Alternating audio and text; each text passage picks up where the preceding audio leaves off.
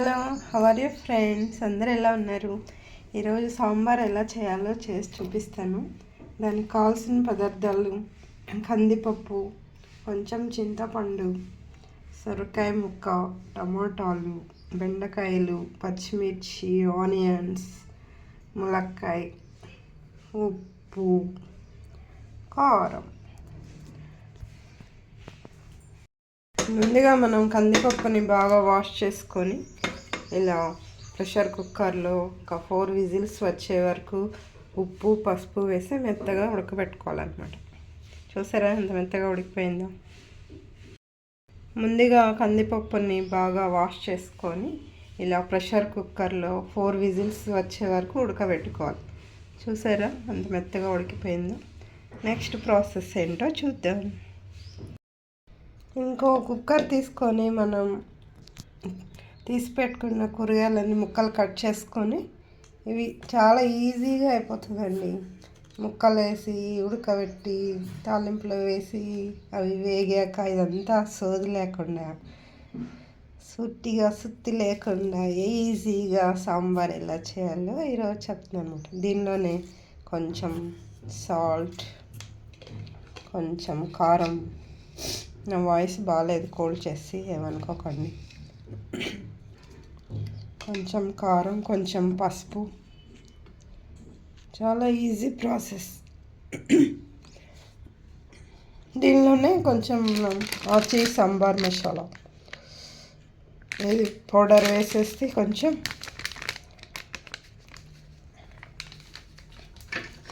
దీనిలో కొన్ని వాటర్ పోసేసి ఒక్క విజిల్ వచ్చే వరకు ఉంచి ఆఫ్ చేయండి, అంతే. ముందుగా ఒక పాన్ పెట్టుకొని, ఒక గిన్నె పెట్టుకొని దానిలో కొంచెం ఆయిల్ వేసుకోవాలి. కొంచెమే పడుతుంది ఆయిల్. దానిలో ఆయిల్ హీట్ అయ్యాక 2 వెల్లుల్లి రెబ్బలు, ఎండుమిర్చి, పోపు దినుసులు, కొంచెం మినపప్పు, ఆవాలు, కొద్దిగా మెంతులు వేసుకోండి, ఎక్కువ కాదు, చాలా కొంచెం ఆవాలు,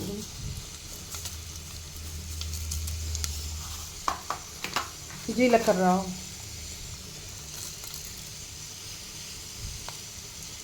ఫైనల్గా కరివేపాకు.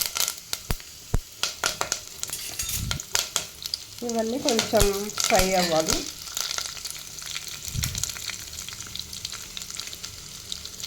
ఫైనల్గా ఇంగువ అలవాటు ఉన్నవాళ్ళు కొంచెం ఇంగువ వేసుకుంటే మంచి స్మెల్ వస్తుంది, టేస్టీగా ఉంటుంది సాంబార్.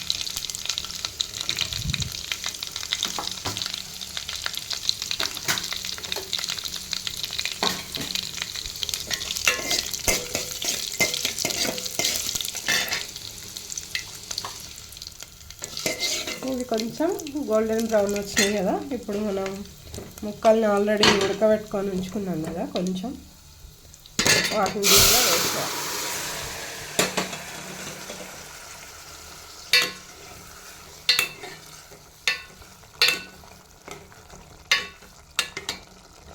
కాసేపు మగ్గనిచ్చి దీంట్లో చింతపండు రసం వేయాలి.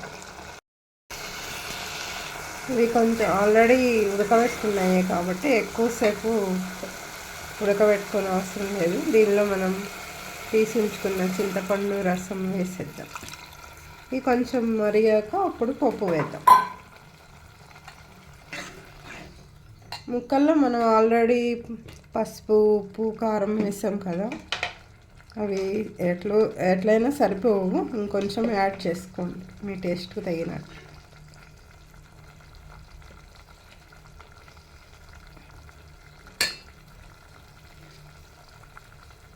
ఇష్టమైన వాళ్ళు కొంచెం బెల్లం యాడ్ చేసుకోవచ్చు, కొద్దిగా.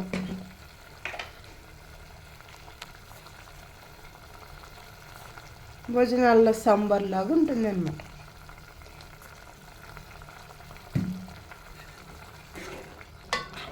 కొంచెంసేపు మరగనిద్దాం. తర్వాత మనం ఉడకబెట్టుకుని పప్పు వేసేద్దాం దీంట్లో. ఇది బాగా బాయిల్ అవుతుంది కదా, దీనిలో మనం మెదిపి ఉంచుకున్న పప్పును వేసేద్దాం.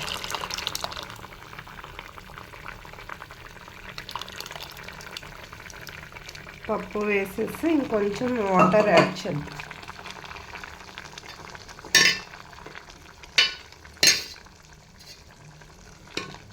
ఇవన్నీ మిక్స్ చేసేసి అన్నీ సరిపోయినాయో లేదో ఒకసారి టేస్ట్ చూసి ఇంకేమైనా సరిపోకపోతే మళ్ళీ యాడ్ చేసుకోండి.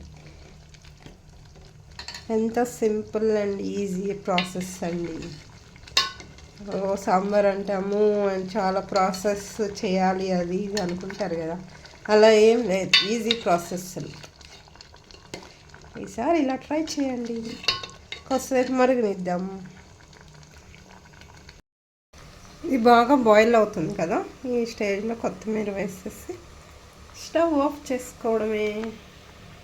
మీకు ఇష్టమైతే కొంచెం చిన్న బెల్లం ముక్క వేసుకోవచ్చు అన్నమాట. ఇష్టం లేని వాళ్ళు స్కిప్ చేయండి. చూసారా, ఎమ్మి ఎమ్మి సాంబార్ రెడీ. నచ్చితే చిన్న లైక్ ఇవ్వండి, షేర్ చేయండి, కామెంట్ చేయండి.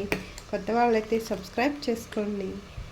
నా వీడియోస్ అన్నీ స్కిప్ చేయకుండా చూడండి ఫ్రెండ్స్.